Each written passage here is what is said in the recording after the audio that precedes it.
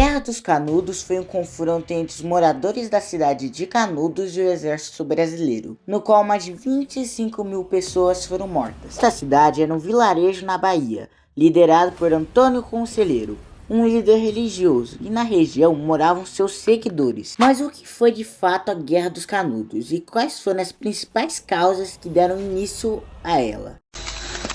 A cidade de Canudos foi fundada em 1893 por Antônio Conselheiro, junto aos seus seguidores. O local era uma fazenda abandonada que pertencia a um homem chamado Barão de Canabrava.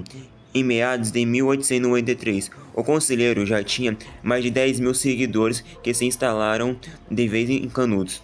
A cidade de Canudos era, como retratado o historiador e escritor Eduardo Bueno, uma utopia evangélica, uma cidade autossustentável com roças, rebanhos coletivos, as plantações de rebanhos de cabra.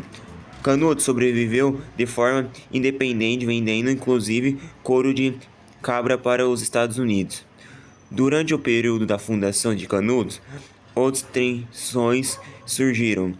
Primeiro, o Barão de Canabrava reivindicou a prioridade em que o conselheiro havia se instalado com seus seguidores e criado a cidade. Nesse impasse, o conselheiro não devolveu a prioridade nem fez acordos. Depois, o líder religioso se recusou a pagar os impostos cobrados nos municípios, pois não concordava com tal prática, alimentando ainda mais a opinião pública que o conselheiro e seus fiéis eram fanáticos.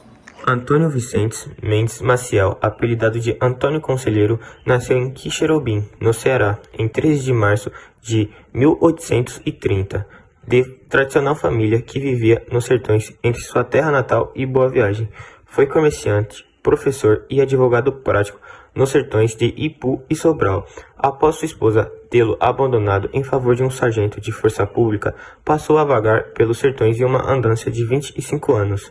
Chegou a Canudos em 1893, tornando-se líder do arraial e atraindo milhões de pessoas. Acreditava que a república recém-implantada no país era uma materialização do reino do anticristo na terra, uma vez que o governo eleito seria uma profanação da autoridade da Igreja Católica para legitimizar os comerciantes. A cobrança de impostos efetuada de forma violenta, a celebração do casamento civil e a separação entre a Igreja e o Estado eram provas cabais da proximidade do fim do mundo. Primeira expedição. A Guerra de Canudos começou efetivamente depois que Antônio Conselheiro encomendou um carregamento de lenhas de um vendedor em Juazeiro. O vendedor não entregou e, deixando o conselheiro revoltado, pois já havia pagado pela sua encomenda. Nesse interim, surgiu um boato de que os moradores de Canudos iriam se revoltar. Com o boato de que os conselheiros iriam buscar à força essa encomenda em Juazeiro, o prefeito da cidade pediu ajuda ao governo central para combater os fanáticos, como eram conhecidos. O governo enviou 150 homens comandados pelo tenente Pires Ferreira para ajudar nesse possível ataque. O tenente e seus homens ficaram por vários dias na cidade, porém sem sinal dos moradores de Canudos. Dessa forma, Pires Ferreira decidiu ir até a cidade com seus soldados para atacá-los. No meio do caminho, foram surpreendidos e atacados pelos conselheiristas, que mataram 10 soldados e deixaram outros 16 feridos. Os soldados atacados diziam que os conselheiristas vieram como em uma procissão, cantando canções evangélicas e rezando, e então, subitamente, atacaram no meio da madrugada. Quando o boato desse ataque chegou na capital, na época no Rio de Janeiro, isso foi entendido como uma verdadeira afronta à República, já que o conselheiro e seus seguidores eram assumidamente contra essa forma de governo. Assim, uma expedição seria novamente comandada a Canudos. Segunda expedição. Em novembro de 1896, o Major Febrônio partiu para Canudos com cerca de 600 homens e 2 canhões Krupp de fabricação alemã. As tropas chegaram nos arredores de Canudos em janeiro de 1897, com bastante dificuldade para carregar os pesados canhões, com fome e com sede. Quando o conselheiro soube que as tropas do Major Febrônio tinham dificuldades, Ele teria dito que Deus estava o defendendo, pois já estava matando seus inimigos antes que eles chegassem. Na noite do dia 17 de janeiro, os conselheiristas atacaram as tropas de Febrônio de Brito, matando mais de 100 homens e deixando outros diversos feridos. O major ordenou a retirada das tropas e fugiu ainda sob ataque dos moradores de Canudos. A terceira expedição para Canudos. Eduardo Bueno conta que, com a chegada de mais uma notícia de derrotas na capital, a elite local e os políticos estavam bastante apreensivos. A imprensa já vinha acusando Antônio Conselheiros de querer reviver a monarquia no Brasil e Canudos era vista cada vez mais como uma ameaça para a república recém-proclamada. Com essa apreensão, o coronel Moreira César foi convocado para comandar uma terceira expedição para Canudos, em fevereiro de 1897. Ele partiu com 1.200 homens e 6 canhões Krupp, rumo a Canudos. Em meados de março, as tropas do coronel chegaram nas proximidades de Canudos.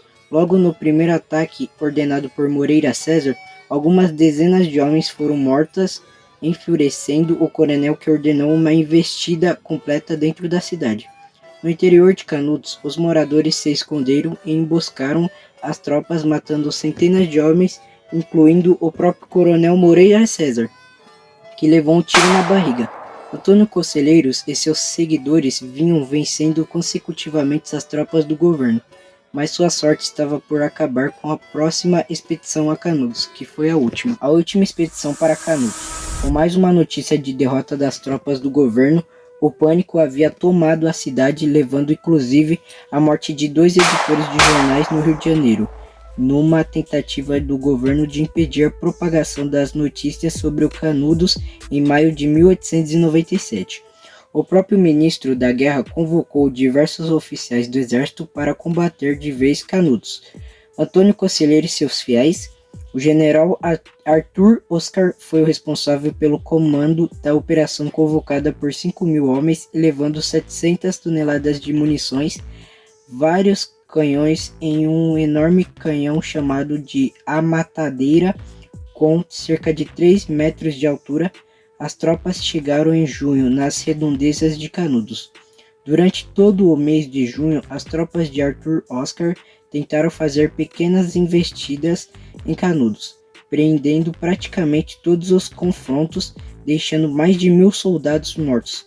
O general Arthur Oscar pediu um reforço ao governo, que reuniu às prensas cerca de 3.000 homens que chegaram em Canudos em agosto de 1897. Com os frequentes ataques dos conselheiros e derrotas nas investidas, Arthur Oscar decide autorizar o uso do canhão, a matadeira, que começou a destruir a cidade de Canudos lentamente, começando pela igreja do local. Aceitai a minha despedida, que bem demonstra as gratas recordações que levo de vós, que jamais se apagarão da lembrança desse peregrino que aspira ansiosamente a vossa salvação e o bem da igreja. Com a vantagem obtida pelos disparos de canhão, depois de um mês de combate, a cidade de Canudos estava praticamente devastada, com milhares de mortos no dia 22 de setembro de 1897. Antônio Conselheiro morreu.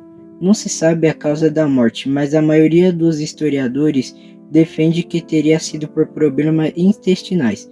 Cerca de 15 dias depois da morte, Conselheiros, seus fiéis, ainda estava abatido com sua morte, sofrendo com os ataques de canhões e as investidas em massa das tropas dos governos, o que levou a levantar uma bandeira branca para negociar a rendição de 200 pessoas. 2 dias depois da rendição, o exército avançou e tomou de vez a cidade, matando os defensores restantes. A Guerra de Canudos tinha acabado e quase todos os seus 25.000 habitantes tinham sido mortos. Eduardo Bueno relata que este foi um dos mais sanguinários e ingloriosos episódios do Brasil, que simbolizou uma luta entre duas versões de um mesmo Brasil. De um lado o Brasil da elite e do outro o Brasil das mazelas, dos desvalidos e desafortunados, a quem a nação jamais se interessou.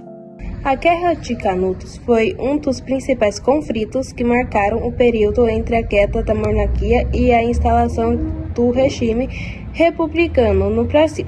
Aconteceu de novembro de 1896 a outubro de 1897, no sertão da Bahia, em uma fazenda improdutiva ocupada por Antônio Conselheiro e seus mais de 20 mil seguidores.